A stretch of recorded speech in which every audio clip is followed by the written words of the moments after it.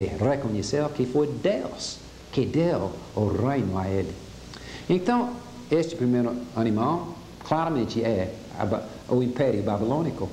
O segundo é o urso. Veja bem este urso, a descrição dele, o qual se levantou sobre um dos seus lados. Na língua hebraica, quer dizer que um dos lados era mais alto do que o outro. Então, isto quer dizer que o urso andava com um lado mais alto do que o outro. Por quê?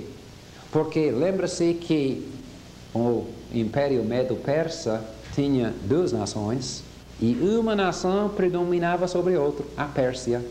Ciro, que era o rei poderoso que conquistou o Império, no Império Babilônico, ele o dominante, ele a força mais poderosa no Império Medo-Persa. Por isso o urso se levanta num lado e um lado fica mais alto do que o outro. Mas também este urso tinha na sua boca 3 costelas. Por quê? Porque o imperador, ou o Império Medo-Persa, conquistou 3 nações para fundar seu império. Conquistou a Babilônia, o Egito e a Lídia. Estas 3 nações. E essas são as 3 costelas na boca do urso. Então, cabe perfeitamente no Império Medo-Persa. Mas o terceiro animal aqui, leopardo, de 4 cabeças, de 4 asas. Por quê? Porque o Império Grego se dividiu em 4 divisões. Tinha 4 generais de Alexandre o Magno, que ficaram com poder político em 4 divisões no Império Grego. E por isso, então, tem 4 cabeças aqui deste império.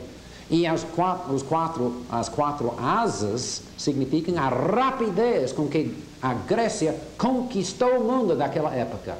E podemos ler nos livros de história como é que Alexandre o Magno conquistou o mundo inteiro de uma velocidade extraordinária.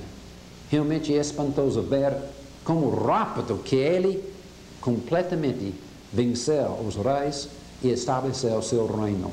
Então este animal cabe perfeitamente naquela parte da estátua de Grécia.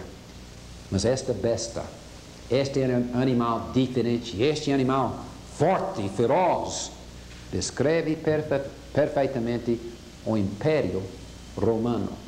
De fato, o resto do capítulo descreve este 4º animal.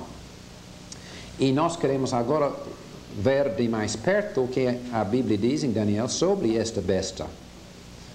Agora, não deve reparar muito naquilo que tracei, porque eu não sou artista, como pode ver, e nós não temos ideia exata de como foi este animal.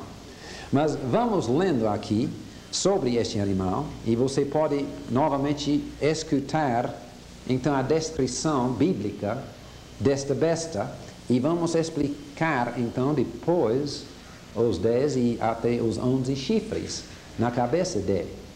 Então disse em versículo 7, vi o 4º animal, terrível, espantoso e sobremodo forte, o qual tinha grandes dentes de ferro aqui.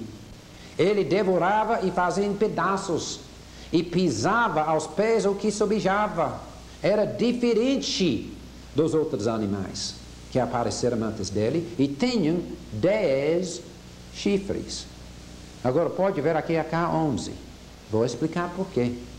Porque mais tarde diz o seguinte, diz versículo 8, estando eu a observar os chifres, eis que entre eles subiu outro pequeno, diante do qual 3 dos primeiros chifres foram arrancados. Então veja, havia 10 chifres, mas 3 destes chifres foram arrancados, tirados, removidos, e no lugar um pequeno chifre, número 11, apareceu no lugar dos 3.